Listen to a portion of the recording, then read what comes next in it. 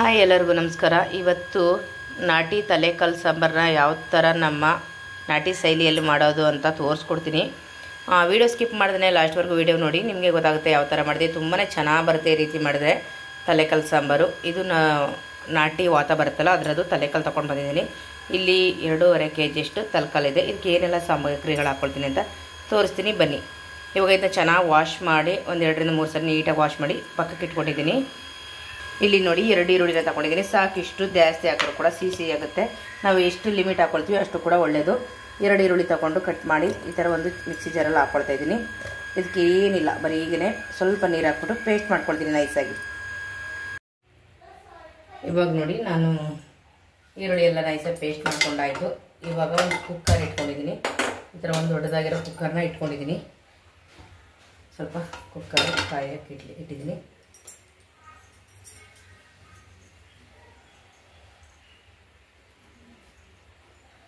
ಇವಾಗ ಎಣ್ಣೆನ ಹಾಕೋಬೇಕು. ಜಾಸ್ತಿ ಬೇಡ, ಸ್ವಲ್ಪ ನೋಡ್ಕೊಂಡು ಹಾಕೊಳ್ಳಿ. ಎಣ್ಣೆ ಒಂದು 2 ಸ್ಪೂನಷ್ಟು ಹಾಕ್ಕೊಳ್ತೀನಿ ನಾನು, ಸಾಕು ಇಷ್ಟು. ಎಣ್ಣೆ ಸ್ವಲ್ಪ ಕಾಯಬೇಕು. ಇವಾಗ ಎಣ್ಣೆ ಕಾದಿದೆ ಅಲ್ವಾ, ನಾನು ಈರುಳ್ಳಿ ಪೇಸ್ಟ್ ಮಾಡ್ಕೊಂಡಲ್ಲ ಅದು ಹಾಕ್ಕೊಳ್ತೀನಿ.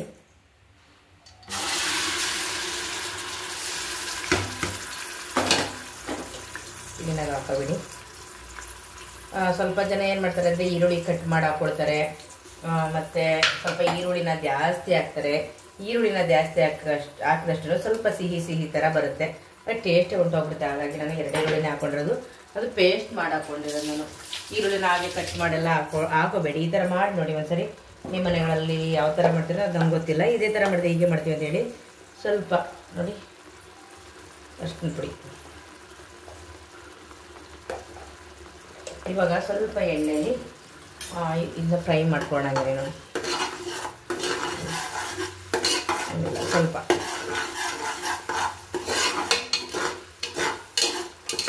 ಈ ಥರ 1 ನಿಮಿಷ ಈರುಳ್ಳಿನ ಚೆನ್ನಾಗಿ ಸ್ವಲ್ಪ ಫ್ರೈ ಮಾಡ್ಕೊಂಡ್ಮೇಲೆ ಇದಕ್ಕೆ ಇವಾಗ ಮಟನ್ ಹಾಕ್ಕೊಳ್ತೀನಿ, ತಲೆಕಾಲು ಮಟನ್.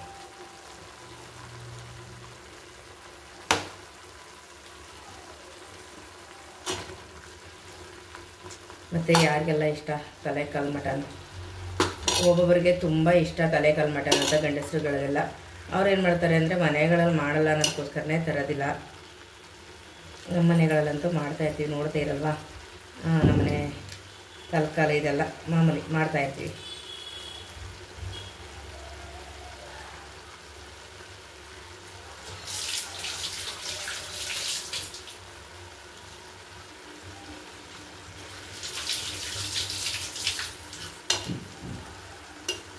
ಕ್ಲೀನಾಗಿ ವಾಶ್ ಮಾಡ್ಕೋಬೇಕು. ವಾಶ್ ಮಾಡೋಕ್ಕೂ ಕೂಡ ನೋಡಿ ಇವಾಗ ವಾಶ್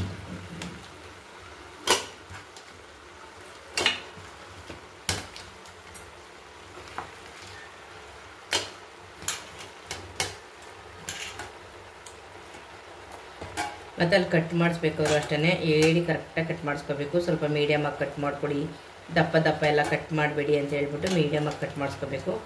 ನಾನು ಮುಂದೆನೇ ನಿಂತ್ಕೊಂಡು ಅದಕ್ಕೆ ಇದೆಲ್ಲ ತರಬೇಕು ಅಂದರೆ ನಾನೇ ಹೋಗ್ಬಿಟ್ಟು ಮುಂದೆ ನಿಂತ್ಕೊಂಡು ಕಟ್ ಮಾಡಿಸ್ತೀನಿ.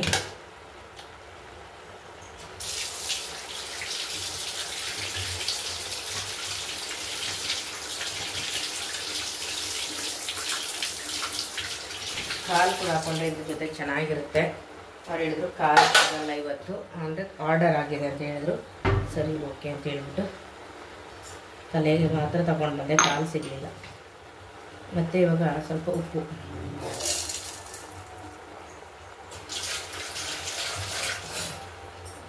ಇವಾಗ ಇದನ್ನ ನೀಟಾಗಿ ಮಿಕ್ಸ್ ಮಾಡ್ಕೊಂಡು, ಸೌಟೆಲ್ಲ ಹಾಕಬೇಡಿ, ಅದು ಗುಂಡ್ಗುಂಡ್ಕಿರ್ತಲ್ಲ ಸೌಟು, ಹಾಗಾಗಿ ಅದು ಈ ಥರ ಮಿಕ್ಸ್ ಮಾಡ್ಕೊಳಕ್ಕಾಗಲ್ಲ.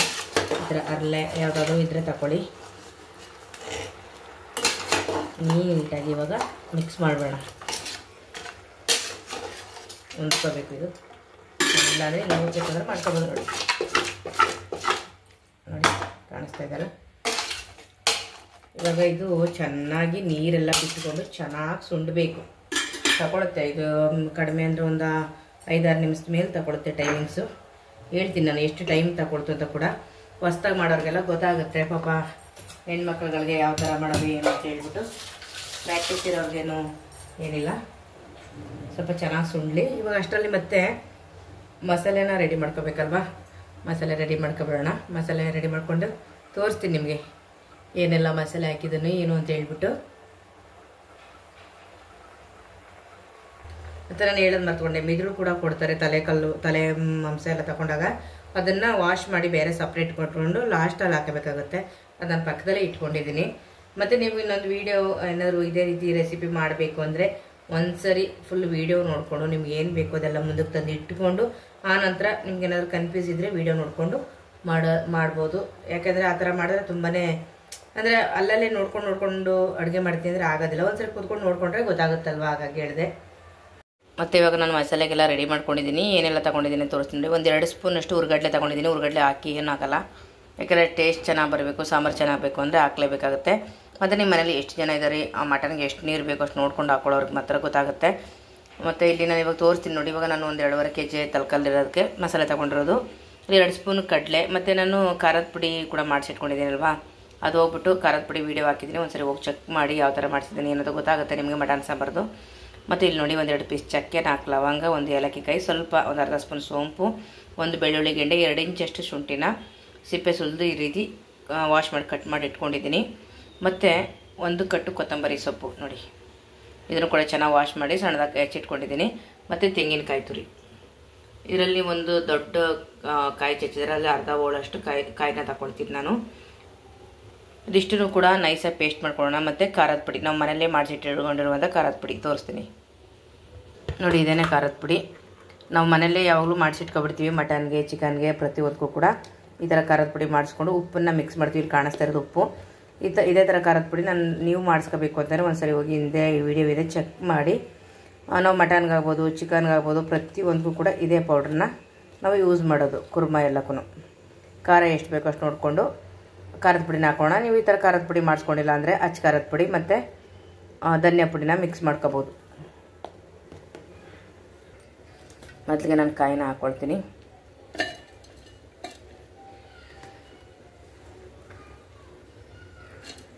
ನೋಡಿ, ಈ ಕಾಯಿ ಹಾಕ್ಕೊಂಡೆ,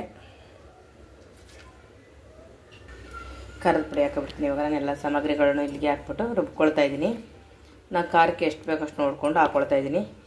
ನಾನು ಈ ದೊಡ್ಡ ಸ್ಪೂನಲ್ಲಿ 3.5 ಸ್ಪೂನಷ್ಟು ಖಾರದ ಪುಡಿನ ಸೇರಿಸ್ಕೊಂಡಿದ್ದೀನಿ. ಇವಾಗ ನೀರು ಹಾಕ್ಬಿಟ್ಟು ನೈಸಾಗಿ ಪೇಸ್ಟ್ ಮಾಡ್ಕೊಳ್ಳಿ. ತರಿಯಾಗಿರ್ಬಾರ್ದು, ಯಾವಾಗಲೂ ಮಸಾಲೆ ರುಬ್ಕೊಂಡ್ರೆ ನೈಸ್ ಆಗಿರಬೇಕು.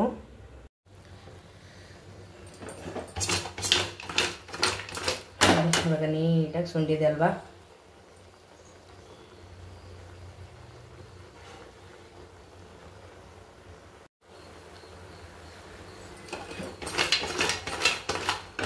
ಇವಾಗ ಮಸಾಲೆ ಎಲ್ಲ ಹಾಕೊಳ್ಳೋಣ. ಈ ರೀತಿ ನೀಟಾಗೆಲ್ಲ ನೀರೆಲ್ಲ ಬಿಟ್ಟು ಸುಂಡಿ ಮತ್ತು ಎಣ್ಣೆ ಬಿಟ್ಕೊಳ್ತಲ್ಲ ಆ ಟೈಮಲ್ಲಿ ಮಸಾಲೆ ಹಾಕಿದ್ರೆ ಇದು ಚೆನ್ನಾಗೋದಿಲ್ಲ. ಸ್ವಲ್ಪ ನೀರು ಥರ ಇದ್ದಾಗೆಲ್ಲ ಮಾಡೋದ್ರಿಂದ ಚೆನ್ನಾಗಿರೋದಿಲ್ಲ.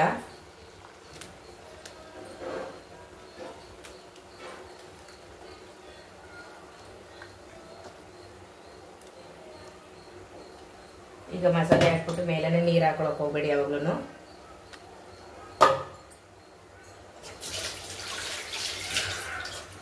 ಸ್ವಲ್ಪ ಚೆನ್ನಾಗಿ ಮಿಕ್ಸ್ ಮಾಡ್ಕೊಳ್ಳೋಣ.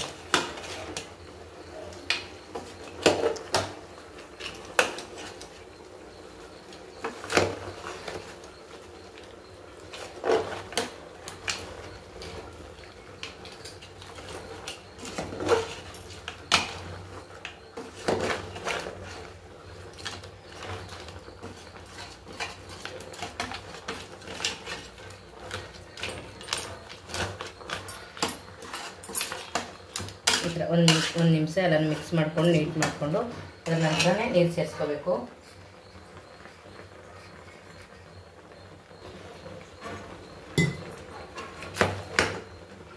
ಇವಾಗ ನಾನು ಮಿಕ್ಸಿಗೆಲ್ಲ ಜಾರೆಲ್ಲ ಇದೆಯಲ್ಲ ಅದನ್ನು ನೀಟಾಗಿ ಸ್ವಲ್ಪ ಈ ಥರ ನೀರು ಹಾಕ್ಬಿಟ್ಟು ಸ್ವಲ್ಪ ನೀರೆಲ್ಲನೂ ಹಾಕೊಳ್ಳೋಣ. ಇದನ್ನೆಲ್ಲ ಹಂಗಂಗೆ ಹಾಕ್ಬಿಡ್ಬೇಡಿ, ಯಾಕೆಂದರೆ ಮಿಕ್ಸಿ ಜಾರೆಲ್ಲ ತೊಳೆದ್ಬಿಟ್ಟು ನೀಟಾಗಿ ಸೇರಿಸ್ಕೊಳ್ಳೋದ್ರಿಂದ ಇನ್ನು ಅದರಲ್ಲೇ ಇರೋದು ಟೇಸ್ಟ್. ಮತ್ತು ನಾನು ಈರುಳ್ಳಿ ಎಲ್ಲ ರುಬ್ಕೊಂಡಿದ್ದಲ್ಲ ಇನ್ನೊಂದು ಜಾರಲ್ಲಿ ಅದನ್ನು ಕೂಡ ಹಾಕ್ಕೊಡ್ತೀನಿ ನೋಡಿ.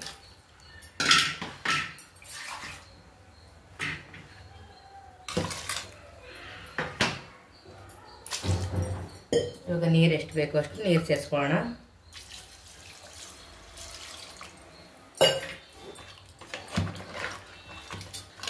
ಇವಾಗೆಲ್ಲ ನೀಟಾಗಿ ಮಿಕ್ಸ್ ಮಾಡಬೇಕು. ಮಸಾಲೆ ಎಲ್ಲ ಈ ಸೈಡೆಲ್ಲ ಇದೆ ಅಲ್ವಾ, ಹಾಗಾಗಿ ಈ ರೀತಿ ಮಿಕ್ಸ್ ಮಾಡ್ಕೊಳ್ಳೋಣ.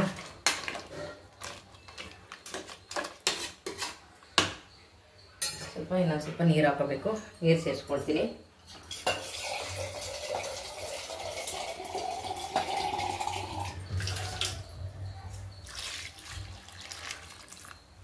ಸಾಕಿಷ್ಟು.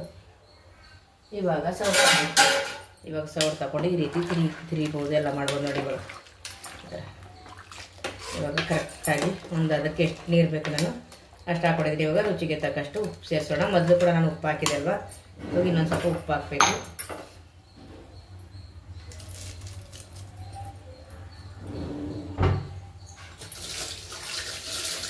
ನೀವು ನೋಡ್ಕೊಳ್ಳಿ, ತಲೆಕಲ್ಲು ಏನಾದ್ರು ತುಂಬ ಬಲ್ತಿದೆ ಅಂತಂದರೆ ಒಂದು 5 ರಿಂದ 6 ವಿಸಿಲ್ ಬರಬೇಕು. ಇಲ್ಲಪ್ಪ ಎಳೆಯೋದು ಅಂತ ನನಗಿದ್ರೆ ವಿಸಿಲೇ ಬರ್ಸ್ಕೊಳಕ್ಕೆ ಹೋಗ್ಬಿಡಿ, ಹೀಗೆ ಮಾಡ್ಕೋಬೋದು.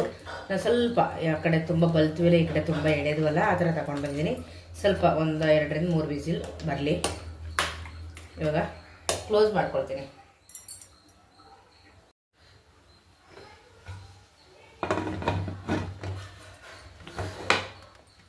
ಓಕೆ, ಇವಾಗ ನಾನು ಇದಕ್ಕೆ ವಿಸಿಲ್ ಇವಾಗಲೇ ಹಾಕೋದಿಲ್ಲ. ಸ್ವಲ್ಪ ಇದರಿಂದ ಹೊರಗಡೆ ಗಾಳಿ ಬರುತ್ತಲ್ಲ, ಇದು ಕುದಿಬೇಕಾದ್ರೆ ಆ ಟೈಮಲ್ಲಿ ಹಾಕ್ತೀನಿ. ಯಾಕೆಂದರೆ ತುಂಬ ಜನ ರೈಸ್ ಮಾಡಬೇಕಾಗಲಿ, ಸಾಂಬಾರು ಮಾಡಬೇಕಾಗಲಿ ಹಾಕ್ಬಿಟ್ಟು ಕ್ಲೋಸ್ ಮಾಡಿಬಿಡ್ತಾರೆ. ಮೊದಲು ಅಡುಗೆ ಮಾಡಿರ್ಬೇಕಾದ್ರೆ ಇದು ಒಳಗಡೆ ಎಲ್ಲ ಕ್ಲೀನಾಗಿ ವಾಶ್ ಆಗೋದಿಲ್ಲ. ಯಾಕೆ ನಾವು ಇಲ್ಲಿ ಎಲ್ಲ ತೊಳಿಬೋದು, ಇಲ್ಲಿ ಒಳಗಡೆ ಹಾಗೆ ಏನಾದರೂ ಸಿಗಾಕೊಂಡಿದ್ರೆ ಬೇಳೆದು ಅಥವಾ ಅನ್ನದ್ದು ಏನಾದರೂ ಹಾಗೆ ಇರುತ್ತೆ ಈ ಜಾಗದಲ್ಲಿ.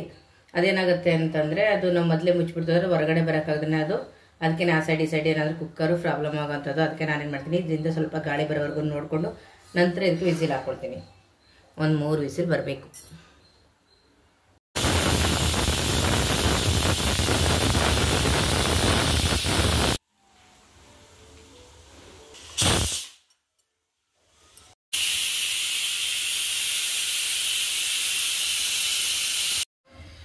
ಓಕೆ, ಇವಾಗ ವಿಸಿಲೆಲ್ಲ ಹೋಗಿದೆ. ಓಪನ್ ಮಾಡ್ತೀನಿ ನೋಡಿ.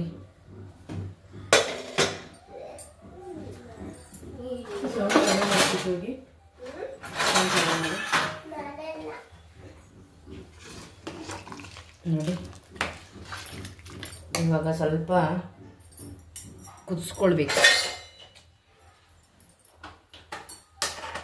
ಇವಾಗ ಉಪ್ಪೆಲ್ಲ ಸರಿ ಇದೆಯಾ ಏನು ಅಂತ ನೋಡ್ಕೋಬೋದು. ಇವಾಗ ಮತ್ತೆ ನಾನು ಒಂದು 5 ನಿಮಿಷ ಕುದಿಸ್ಕೊಳ್ತೀನಿ. ಏನಕ್ಕೆ ಅಂದರೆ ನಾನು ಮಿದುಳು ಹಾಕಿರಲಿಲ್ಲ ನೋಡಿ. ಇವಾಗ ಇದನ್ನು ಹಾಕ್ಬಿಟ್ಟು ಒಂದು 5 ನಿಮಿಷ ಚೆನ್ನಾಗಿ ಬೇಯಿಸ್ಕೊಂಡ್ರೆ ಸಾಕು.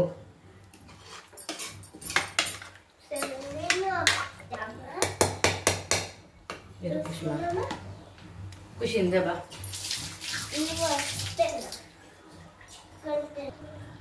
ಅದು ಬೇಯಲಿ ಅಷ್ಟರಲ್ಲಿ ನಾನೇನು ಮಾಡ್ತೀನಿ ಅಂದರೆ, ಇದು ಒಂದು ಕಬ್ಬಣನ ನಾವು ಯಾವಾಗಲೂ ಕಾಯಿಸ್ಬಿಟ್ಟು ಈ ಸಾಂಬಾರಲ್ಲಿ ಹಚ್ತೀವಿ.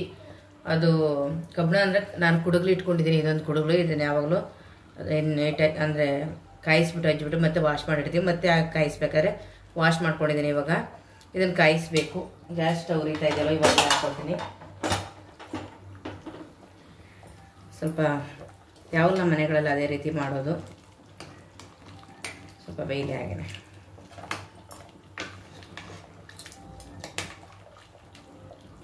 ಮಟನ್ ಚಿಕನ್ ಏನೇ ಮಾಡಿದ್ರು ಕೂಡ ಅದರ ಕುಡ್ಲು ಹಚ್ತೀವಿ ನಾವು. ನೀವು ಕಬ್ಬಿಣ ಸರಳೆ ಏನಾದರೂ ಬಂದರೆ ತಂದು ಮಡಿಕೊಂಡು ಕುಡುಗ್ಲೆಲ್ಲ ಸಿಗಲ್ಲ ಅಂತಂದರೆ ಅದನ್ನೇ ಕಾಯಿಸ್ಬಿಟ್ಟು ಹಚ್ಬೋದು. ಓಕೆ ನೋಡಿ, ಇವಾಗ ಬೆಂದಿದೆ. ನಾನು ಇದು ಹಾಕಿದಲ್ವಾ, ಇದು ಕೂಡ ಚೆನ್ನಾಗಿ ಬೇಯ್ಕೊಂಡಿದೆ. ಇವಾಗ ಮಿದುಳು ಪರ್ಫೆಕ್ಟಾಗಿ ಬಂದಿದೆ ನೋಡಿ. ತೆಳ್ಳೇನೂ ಇಲ್ಲ, ಗಟ್ಟಿನೂ ಇಲ್ಲ. ತುಂಬಾ ಉಪ್ಪು ಖಾರ ಎಲ್ಲ ತುಂಬ ಚೆನ್ನಾಗಿ ಹಿಡಿದಿದೆ ಮತ್ತು ಚೆನ್ನಾಗಿ ಬಂದಿದೆ. ಇವಾಗ ಹಚ್ಕೊಳ್ತೀನಿ. ಸ್ವಲ್ಪ ದೂರ ನಿಂತ್ಕೊಂಡು ಅಜ್ಜಿ, ಯಾಕೆಂದರೆ ಇದು ಮುಖಕ್ಕೆಲ್ಲ ಆಗ್ಬಿಟ್ರೆ ಕಷ್ಟ.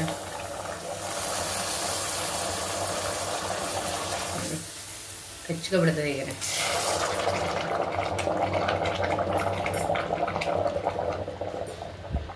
ಓಕೆ, ಗ್ಯಾಸ್ ಸ್ಟವ್ ಕೂಡ ಆಫ್ ಮಾಡಿಕೊಂಡೆ. ಇವಾಗ ಇದನ್ನು ವಾಶ್ ಮಾಡಿ ಇಟ್ಬಿಡ್ತೀನಿ.